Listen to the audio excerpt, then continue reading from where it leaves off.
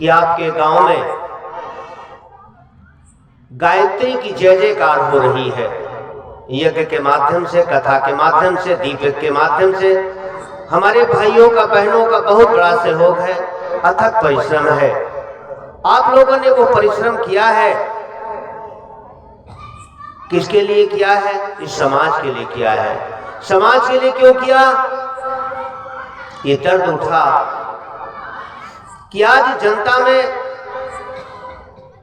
कलह मची हुई है, आज परेशान है, आज दुखी है व्यक्ति। ये पीछे बच्चे बहुत शोर मचा रहे हैं भाई, ये बच्चों को शांत करो भाई। कोई कार्यकर्ता इधर से नहीं, पीछे बाहर चले जाएं। बिल्कुल शांति का परिचय दें, यहां बिल्कुल शांत, नहीं बाहर निकल जाएं। तो मैं कह रहा था कि आज की स्थिति जो है, हर आदमी को सुहाता नहीं, आदमी से अरे डर रहा आदमी।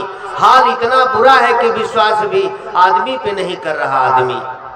आज आदमी इतना परेशान हो गया कि हमारी बहन घर से निकलती है, हमारा भाई घर से निकलता है तो पता नहीं रास्ते में कौन सी घटना घट जाए, ये पता नहीं है। आज भाई भाई को मार करके खाए चला जा रहा है, आज भाई के हक को आज भाई ही छीन रहा है। ये ऐसी स्थिति क्यों आ गई? एक वही भाई, एक वही पिता जिसने 4 बच्चों को पैदा किया, और उसी पिता ने जब पाल पोस करके बड़ा कर दिया तो आज उसी पिता को एक रोटी देने वाला वो 4 बच्चे नहीं है। उनके पास क्षमता खत्म हो गई है। एक महीने एक लड़के के पास रहेंगे तो दूसरे महीने दूसरे लड़के के पास रहेंगे। पिताजी चारों के पास रोटी खाने के लिए रहते हैं। ये दर्द है, ये प्रेम है, ये माया है। और जिस माया के लिए आज व्यक्ति झगड़ा करता है, जिस पैसे के लिए झगड़ा करता है, क्या वो पैसा लेके जा पाएगा? नहीं जा पाएगा। न कोई लेके गया है, न लोग कोई लेके जाएगा। आया है सो जाएगा राजा रंक फकीर, और को सिंहासन चढ़ चला तो को बंधा जंजीर। क्या है? आज घरों में हर एक आदमी के अंदर आज विचार छाए हुए हैं, वो विचार गलत ही हो रहे हैं। आज यदि तोड़ फोड़ कहीं कोई सामाजिक कार्य में कोई कर रहा है तो वो कौन कर रहा है? आज के नौजवान, आज का आदमी ही कर रहा है। कहीं कोई गलत कार्य कर रहा है तो वो करने वाला कौन है? वो आदमी है, वो इंसान ही गलत कार्य कर रहा है। राष्ट्र में कोई झगड़ा हुआ, उस झगड़े में मारपीट करने वाले कौन है? ये हमारे नौजवान साथी है, सनातन धर्म ही है। दारू पी रहा है तो दारू पीने वाला कौन है? यही हिंदू है। मुसलमान तो दारू नहीं पीता है। हो सकता है आज के मुसलमान पीने लगे हों, लेकिन उनका ईमान इतना पक्का है कि वो दारू नहीं पीते थे पहले के लोग। तो कहने का भाव ये है कि आज जितना भी हो रहा है, किसके द्वारा हो रहा है? आज विचारों के द्वारा हो रहा है। जो आज मनुष्य का विचार है वो आज विचार ठीक नहीं है। बोली गायत्री माता की जय। ये दीपक भाई रखा दीजिए, नहीं दीपक आपको जलते रहेंगे और सब बहनें आपके दीपक की तरफ देख रही हैं। अब उनको दीपक लेकर आप लेकर के बैठा दीजिए दीपक, दीपक बाद में रखाइएगा। अब दीपक नहीं रखना है, आप लोग अपना अपना दीपक लेकर बैठे। अब कोई है कार्यक्रम के बीच में कोई नहीं आया। अब उनको दीपक लेकर वहीं हमारे कार्यकर्ता भाई अपन खड़े हैं, उनको जहाँ है वहीं जा करके जहाँ जगह मिल जाए वहीं बैठ जाए। और ये सर्वतोपद के ऊपर जो दीपक लगाए हैं वो बीच के हटा दो। वहाँ पर देवी देवता बैठे हैं, चारों तरफ के लगे रहने दें, बाकी नीचे लगा दो। तो आज मैं कह रहा था, बोली यज्ञ भगवान की, बोली गायत्री माता की। ऋग्वेद कहता है तुर्नो मेधे प्रथमा, अर्थात मेधा कहते हैं बुद्धि को, विचार को, भावनाओं को। यह विचार और बुद्धि, ये भावना जिसकी सुधर जाती है उसका जीवन सुधर जाता है। इसीलिए जो आज विचारों की आवश्यकता है, आज बुद्धि की आवश्यकता है, आज ज्ञान की आवश्यकता है। इसी ज्ञान को देने के लिए इसीलिए सभी व्यक्ति कहते हैं आपसे, आप गायत्री मंत्र का जप करिए, क्योंकि गायत्री मंत्र तो सर्वश्रेष्ठ है, सारे मंत्रों का राजा है। एक मैं आपको कहानी सुना करके अपनी बात को बढ़ाऊंगा। एक पंडित जी थे, तो पूजा पाठ करना पंडित जी का काम ही होता है कि वो पूजा पाठ करते रहते हैं। जगह जगह करते हुए एक राजा, एक देश के बड़े विद्वान थे। अब राजा तो विद्वान पहले होते ही थे, और राजाओं का साम्राज्य ही चलता था प्रजा के ऊपर, आधिपत्य था, शासन था प्रजा के ऊपर। तो राजा के यहाँ पहुंच गए पंडित जी। तो पंडित जी से पहुंच करके जैसे ही पहुंचे, उनके घर में नाश्ता पानी इत्यादि अतिथि देवो भव का आदर सम्मान किया गया। उसके बाद पंडित जी ने राजा से कहा कि भाई, हाँ लगवा दीजिए वहीं। बोली गायत्री माता की, परम पूज्य गुरुदेव की। तो राजा ने कहा पंडित जी थोड़ी सी हमारी बात सुन लो। बोले क्या? बोले मैं बहुत परेशान रहता हूं, कुछ समझ में नहीं आता कि कौन सी परेशानी हमारे घर में है, कौन सी विकृति हमारे घर में है। मैं उठ नहीं पाता हूं, बड़ी दिक्कत है मेरे मस्तिष्क में, कुछ समझ में नहीं आता। कोई देखिए जरा कुंडली देखिए, जैसे आप सब परेशान होती हैं तो कहीं दुर्गा जी के शरण में चले जाती हैं, तो कहीं शंकर जी के शरण में चले जाते हैं, तो कहीं कोई पंडित आता है तो कह देता हनुमान जी की सेवा करो, कोई कह देता है कि ओम नमः शिवाय करना पाप है, आओ ओम श्री शिवाय नमस्तुभ्यं कहो। कोई कह देता है कि ये गायत्री मंत्र पढ़ना ठीक नहीं है, कोई कह देता है ये चंडी कवच पढ़ना ठीक नहीं है। नाना प्रकार की भ्रांतियों को भर देता है। ये समझ में नहीं आता है विचारों के माध्यम से माताओं बहनों को कि मैं क्या करूं, समझ में नहीं आता है कुछ। एक पंडित कुछ दूसरा बताता है, दूसरा कुछ दूसरा बताता है, तीसरा कुछ तीसरा बताता है, चौथा कुछ पांचवा बताता है। इस तरह करते करते न मालूम आपके जीवन में कितने आए होंगे। और उपाय आप भी सोचती हो, पंडित जी कोई तबीज बना दीजिए, कुछ उपाय कर दीजिए, कुछ समझ में नहीं आता क्या है। वैसे ही राजा भी कहने लगा पंडित जी से, उस ज्योतिषाचार्य से। ज्योतिषाचार्य बहुत होशियार थे, विद्वान तो बहुत थे।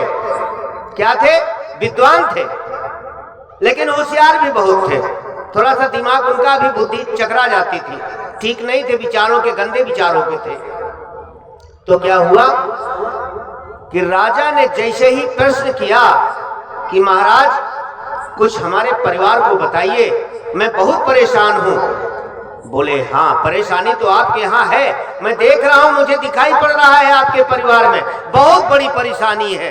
कौन सी परेशानी है? परेशानी यह है कि उनके 2 बच्चे थे, एक बेटिया थी, एक ही बेटी थी, लेकिन बेटी बड़ी सुशील थी। बेटी गायत्री माँ की भक्त थी और गायत्री माँ का जाप किया करती थी, हमेशा जाप किया करती थी। बिल्कुल शील स्वभाव, उसका आचरण व्यवहार बहुत सुंदर था। पंडित जी ने देखा, उस सुंदर कन्या को देख करके मोहित हो गए ज्योतिषाचार्य। बोली गायत्री माता की। इनको बहनों को भाई बैठाते जाइए चुपचाप। नहीं, मन आपका नहीं लगेगा तो मेरा भी मन नहीं लगेगा। मैं देखा करता हूं सबको, कौन क्या कर रहा है, कौन सुन रहा है मेरी बात को।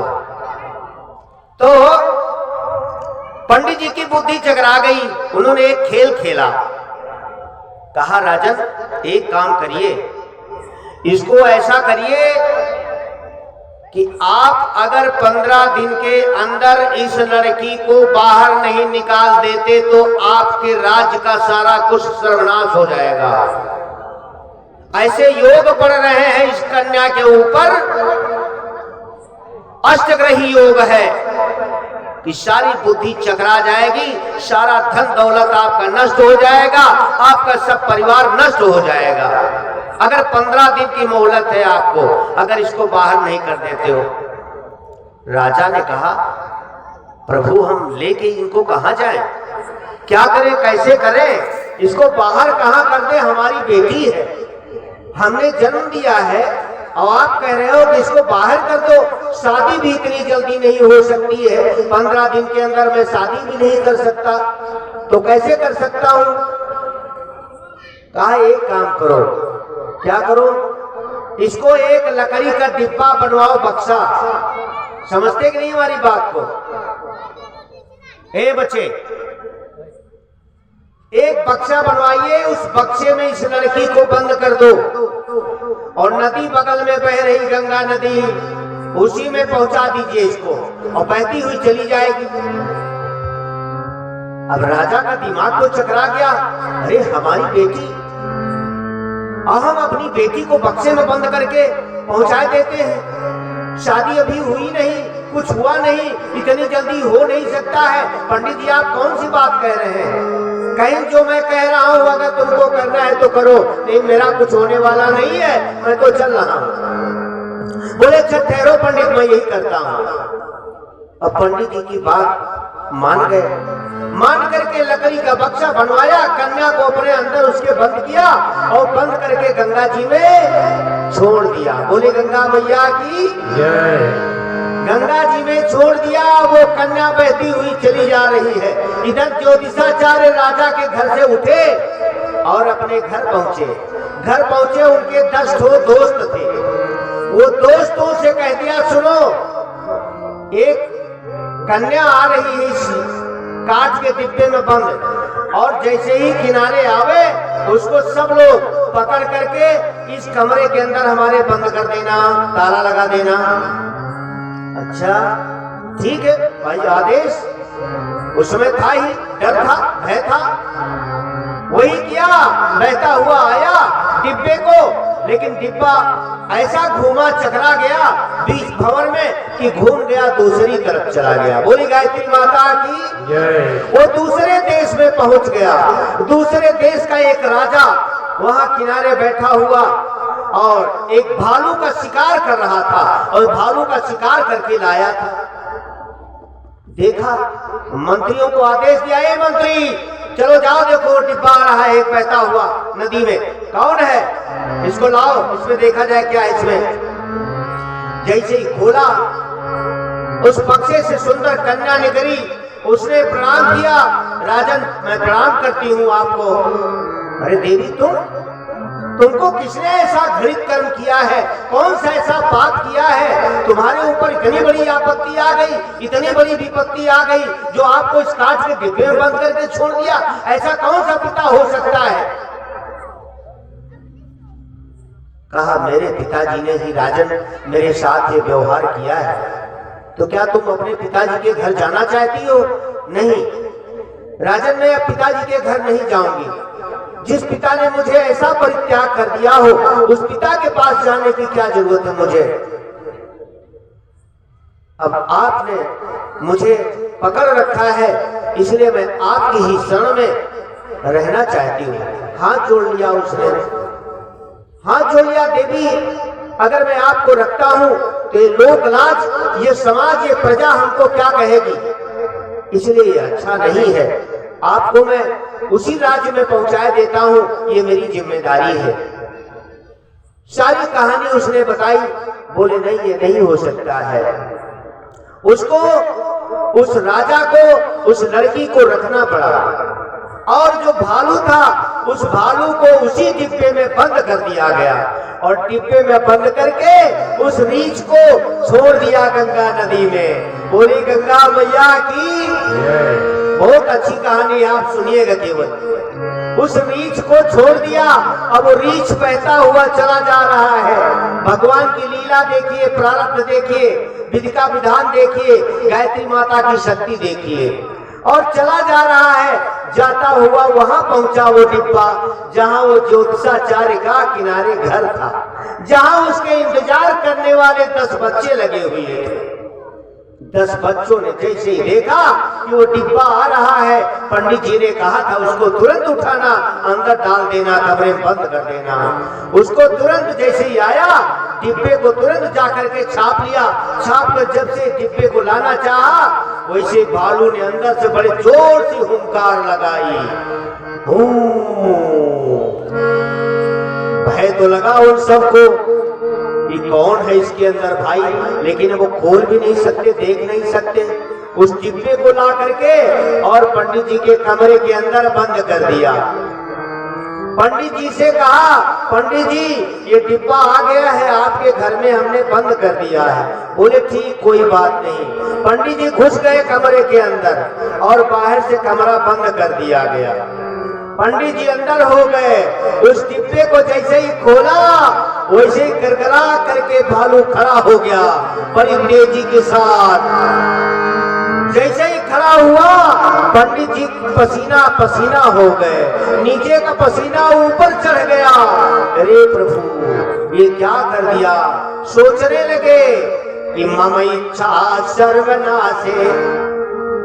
एक कोयला उठाया, कोयला उठा करके दीवार में ज्योतिषाचार्य ने लिख दिया कि मम इच्छा सर्वनाशे। जो मेरी इच्छा थी उसका तो सर्वनाश हो गया। और गायत्री इच्छा पर्वतम, जो गायत्री की इच्छा थी उसका तो जय जय हो गया। वो राजा की कन्या राजा के यहाँ पहुंच गई राजद्वारे में, और राजकन्या राजद्वारे। लेकिन ये विप्र भालू भक्षरम, ये ब्राह्मण को तो भालू खा गया। और बस ऐसे लिखा कि भालू उठा और भालू ने उसको साफ कर दिया। बोली गायत्री माता की, परम पूज्य गुरुदेव की, परम बंदिया माता जी की। ये मैं कह रहा था कि अभी ये गायत्री की इतनी बड़ी शक्ति है कि जब विचार उसके गलत हो गए तो उसका परिणाम उस पंडित को भोगना पड़ा। और उसके विचार अच्छे थे उस कन्या के, तो इसलिए उसको भी अपना फल भोगना पड़ा। अच्छे और बुरे कर्मों का भोग उसको भोगना ही पड़ता है। जो गायत्री मंत्र ये 24 आरों का जो सुदर्शन चक्र के रूप में है मित्रों, ये वो गायत्री महामंत्र है। ये सारे मंत्रों का राजा है। कैसा राजा है? जैसे जंगल का राजा शेर होता है, जैसे हाथी का राजा ऐरावत होता है, जैसे नागों का राजा शेषनाग होता है, जैसे पक्षुओं का राजा गरुड़ होता है, जैसे ऋतुओं का राजा बसंत होता है। और क्या बताऊं भाइयों बहनों, जैसे नदियों का राजा समुद्र होता है, जैसे पर्वतों का राजा हिमालय होता है, जैसे वृक्षों का राजा पीपल होता है। और क्या बताऊं भाइयों बहनों, जैसे फलों का राजा आम होता है और फूलों का राजा कमल होता है, जैसे सब्जी का राजा आलू होता है, और जैसे मेवा का काजू होता है, और जैसे तत्वों का राजा आकाश होता है, जैसे प्रकृति का राजा धरती होता है, जैसे विमानों का राजा पुष्पक विमान होता है, जैसे चक्रों का राजा सुदर्शन चक्र होता है, जैसे शक्ति का राजा ब्रह्म शक्ति होती है, जैसे सूरों का राजा त्रिशूल होता है, जैसे धनुओं का राजा गांडीव होता है, जैसे ग्रहों का राजा सूर्य होता है, जैसे देवताओं का राजा इंद्र होता है, जैसे इंद्रियों का राजा मन होता है, जैसे प्राणियों का राजा मनुष्य होता है। भाइयों बहनों, जैसे आप जानते हैं इस ब्रह्मांड का राजा वो परमात्मा है, वैसे ही ये मंत्रों का राजा गायत्री महामंत्र, ये सारा मंत्रों का राजा है। इसलिए कहता हूं, इसीलिए उस ऋषि ने तपस्या करी है कि बेटे इस गायत्री को पहुंचाओ।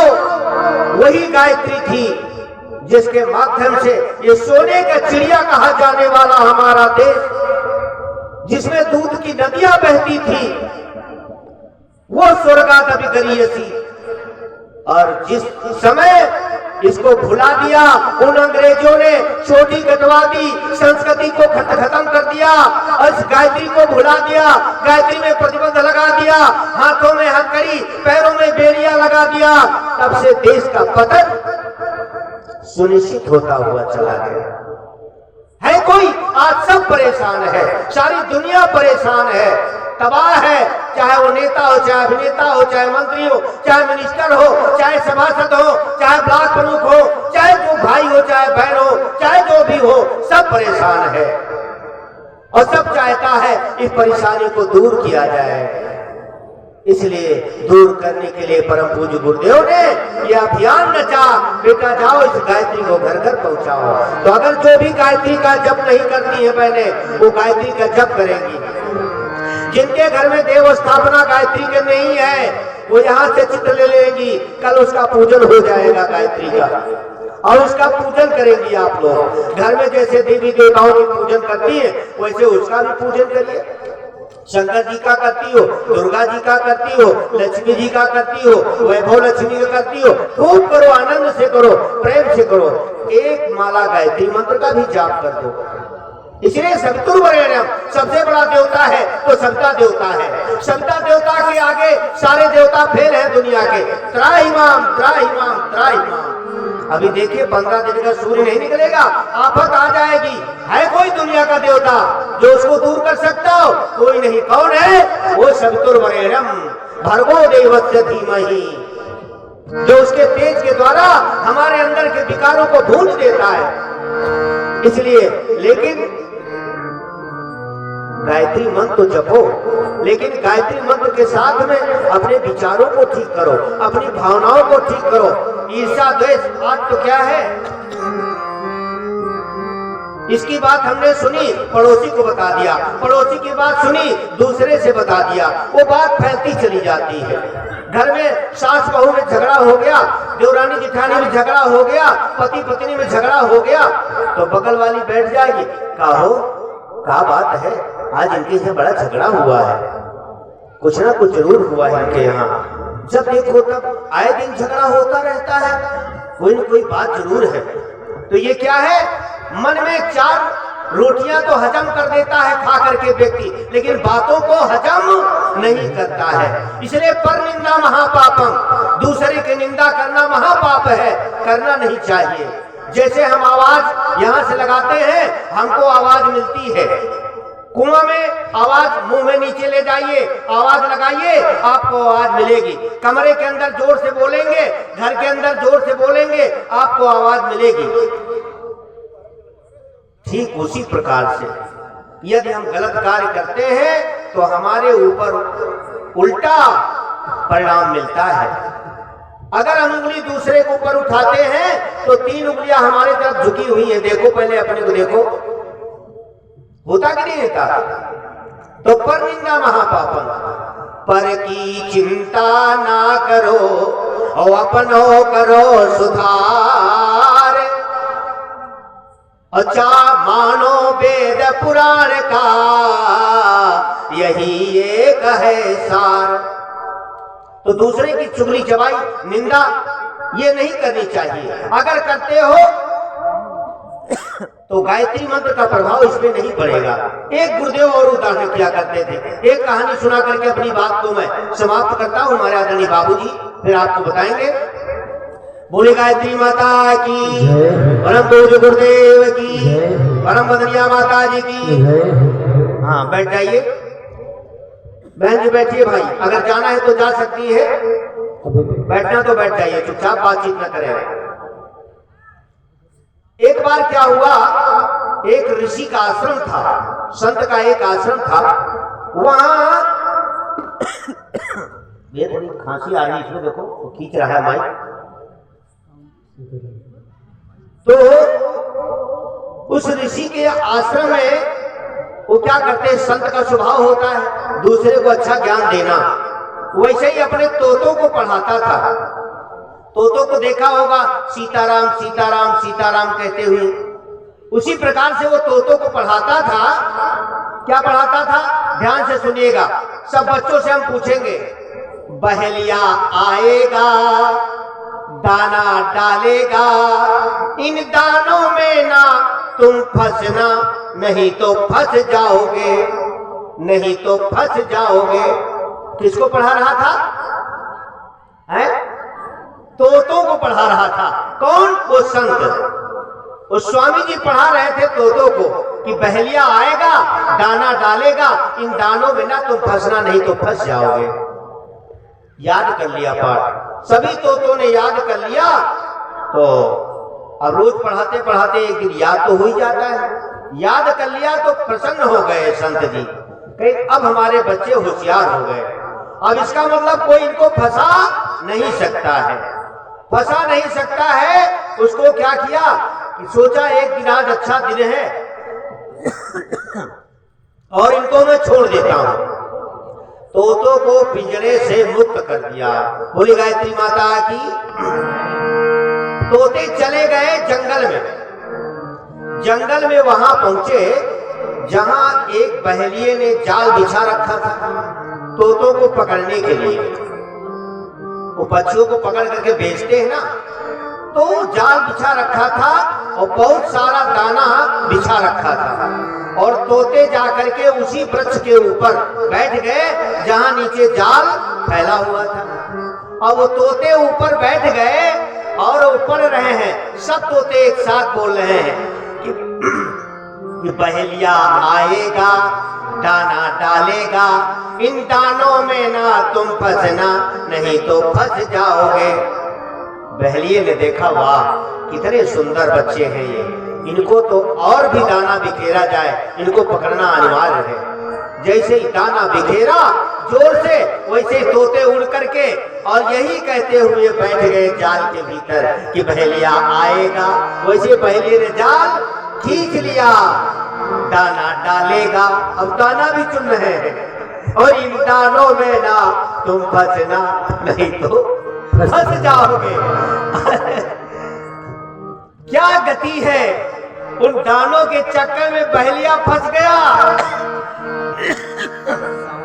फंसा लिया और फंसा लिया, जाल को उठाया, लाद लिया पीठ में और चले जा रहे हैं।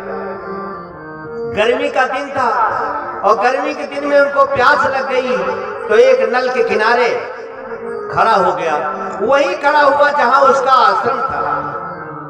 उन तोतों को रखा, पानी पीने लगा। वो तोते जो उसके अंदर बंद और वही बोल रहे हैं बहेलिया आएगा, दाना डालेगा, इन दानों में ना फंसना, नहीं फंस जाओगे।